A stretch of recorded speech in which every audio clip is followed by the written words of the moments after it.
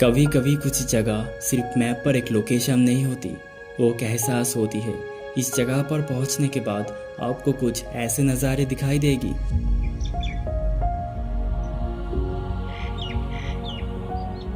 बचपन से नाम सुना था, चाय के बागान, टॉय ट्रेन और पहाड़ों की कहानियाँ। खास करके टॉय ट्रेन इस जगह को और भी स्पेशल बना देती है। इतने ऊंचाई में होने के बाद भी ये ट्रेन बिना किसी दिक्कत के आसानी से चलती है।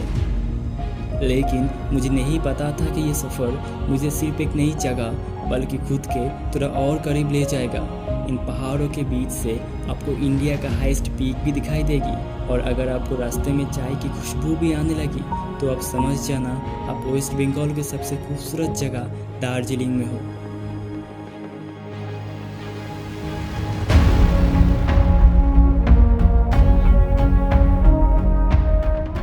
कहते हैं अच्छे सफ़र वही होते हैं जो बिना प्लानिंग के शुरू हो जाते हैं, और ये हमारा दार्जिलिंग का ट्रिप भी कुछ ऐसा ही था। ना प्रॉपर प्लानिंग थी, ना कॉन्फर्म टिकट, जनरल कोच की भीड़, रास्ते की छोटी छोटी परेशानियाँ और ट्रेन से दिखते ही बाहर के नज़ारे सफ़र को और भी ज़्यादा इंटरेस्टिंग बना रहा था।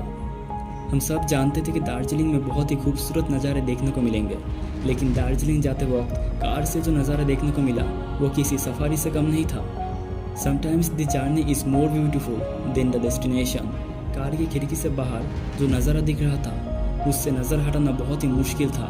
घुमावदार पहाड़ी सड़कें, खूबसूरत माउंटेन्स और ठंडी हवा की एहसास सफ़र को और भी ज़्यादा सिनेमैटिक बना रहा था। दार्जिलिंग की ठंडी वेदर में बादलों से घिरा घूम स्टेशन, समुद्र तल से लगभग 7,400 फीट की ऊंचाई पर बसा हुआ घूम स्टेशन सिर्फ वेस्ट बंगाल का ही नहीं बल्कि इंडिया का सबसे हाईएस्ट रेलवे स्टेशन है, जो कि लगभग हर वक्त ही बादलों से घिरा हुआ रहता है। यह स्टेशन इतना ऊंचाई में होने की वजह से यहाँ पर इतना बादल है कि सामने क्या है ये देखना बहुत ही मुश्किल हो जाता है। आपको लगेगा आप किसी बादलों के शहर में हो।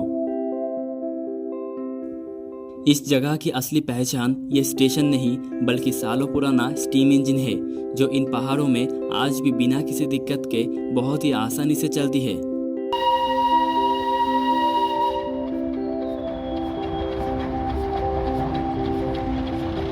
इंडिया का हाईवेस्ट रेलवे दार्जिलिंग हिमालयन रेलवेज, जहां आपको सालों पुराना स्टीम इंजन ऐसे ही रोड पर चलती हुई दिखाई देगी।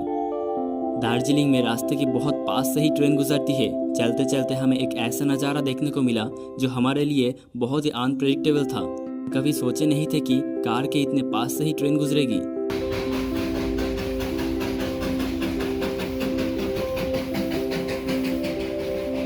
और जो ट्रैक पर ये ट्रेन चलती है वो इतना छोटा है कि आपको सोचने पर मजबूर कर देगा, इतना बड़ी ट्रेन इतनी सी लाइन पर कैसे चल सकती है।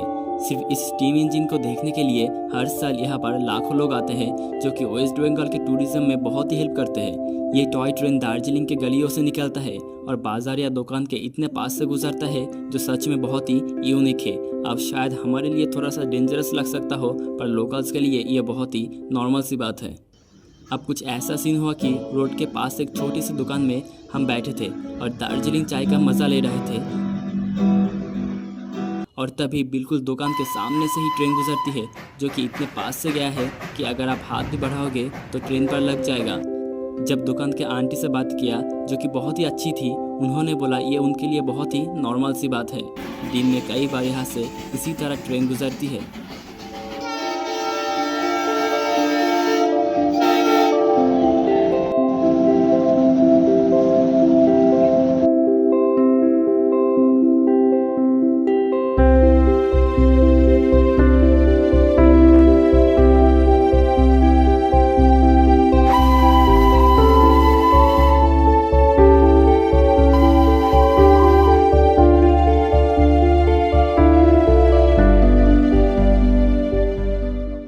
जब मैं दार्जिलिंग आने वाला था तभी सोचा था कि दार्जिलिंग में सभी लोग बंगाली बोलते होंगे। वेस्ट बंगाल में मौजूद होने के बाद भी यहाँ सिर्फ बंगाली नहीं बल्कि हिंदी, नेपाली और इंग्लिश भी बोली जाती है। इस शहर में आपको बंगाली कल्चर और नेपाली कल्चर बहुत ही खूबसूरती से दिखाई जाएगी। इतने लोग और इतने अलग लैंग्वेज के बाद भी यहाँ पर लोग बहुत ही पीसफुली एक साथ रहते हैं। क्योंकि सालों पहले दार्जिलिंग में रेलवेज आ गई थी, तो अब दार्जिलिंग एक प्रॉपर सिटी है। इसीलिए यहाँ के रात में भी दिन जैसा एनर्जी मिलता है। दार्जिलिंग सिर्फ टॉय ट्रेन या अपनी खूबसूरती के लिए फेमस नहीं है। यहाँ पर एक ऐसा चीज़ है जिसके कारण ही दार्जिलिंग आज इतना फेमस और मॉडर्न बन चुका है। दार्जिलिंग टी सिर्फ वेस्ट बंगाल या इंडिया में ही नहीं बल्कि पूरी दुनिया में फेमस है। दार्जिलिंग में हर साल 17 लाख से भी ज़्यादा चाय उगती है, जो इंडिया में उगने वाली चाय का सिर्फ 1% है। पर दार्जिलिंग चाय अपने क्वांटिटी के लिए नहीं बल्कि अपने क्वालिटी के लिए जाना जाता है। यह चाय इतना फेमस है कि इस चाय को एक्सपोर्ट करने के लिए ही यहाँ पर ट्रेन लाया गया था, जो आज इंडिया का हाईएस्ट रेलवे बन चुका है। दार्जिलिंग की गलियों से इंडिया का हाईएस्ट पीक भी दिखाई देती है, पर यह माउंटेन दिखना इतना आसान नहीं है। दार्जिलिंग हर वक्त ही बादलों से घिरा हुआ रहता है। कई दिन या कई हफ्ते के बाद भी ये दिखाई नहीं देता, हर वक्त ही लगभग बादलों से घिरा हुआ रहता है। कई लोग निराश होकर बिना देखे ही अपने घर चले जाते हैं। हमें भी कुछ ऐसा ही लगा था कि बिना देखे ही जाना पड़ेगा, पर दार्जिलिंग से लौटने से सिर्फ एक दिन पहले ही हमें इस नज़ारे को देखने को मिला। इंडिया का हाईएस्ट पीक कांचनजंगा, इसे स्लीपिंग बुद्धा भी कहा जाता है। सुबह की रोशनी जब इस माउंटेन पर पड़ती है तो बहुत ही खूबसूरत लगती है।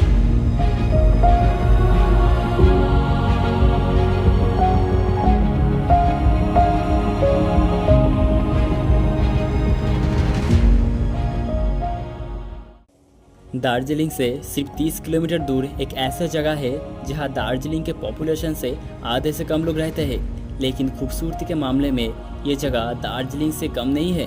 ज़्यादातर लोग दार्जिलिंग को लेकर इतना एक्साइटेड हो जाते हैं कि इस जगह को एक्सप्लोर ही नहीं कर पाते। इस जगह का नाम है कार्शियंग।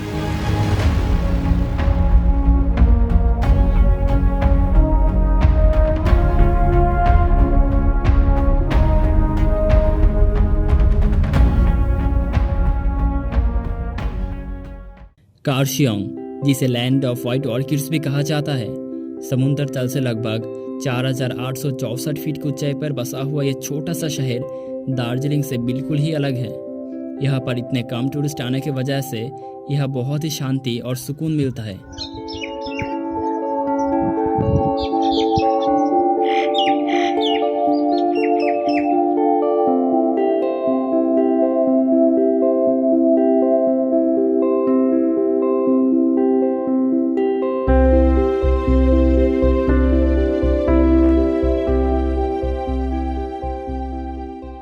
घूमते घूमते हम एक छोटे से चाय के दुकान पर आ गए, जहाँ का माहौल बहुत ही अच्छा था। अब ऑनेस्टली इस जगह का चाय मुझे अब तक का बेस्ट चाय लगा। अगर आप कभी दार्जिलिंग आए तो कार्शियंग को अपनी लिस्ट में ज़रूर रखना। यहाँ आपको हर तरह के खूबसूरत फूल देखने को मिलेंगे। रंग बिरंगे फूल से भरी ये जगह इतनी प्यारी है कि इसे देखते ही आपका दिल खुश हो जाएगा। नेचर लवर्स के लिए किसी मिनी हेवन से कम नहीं है।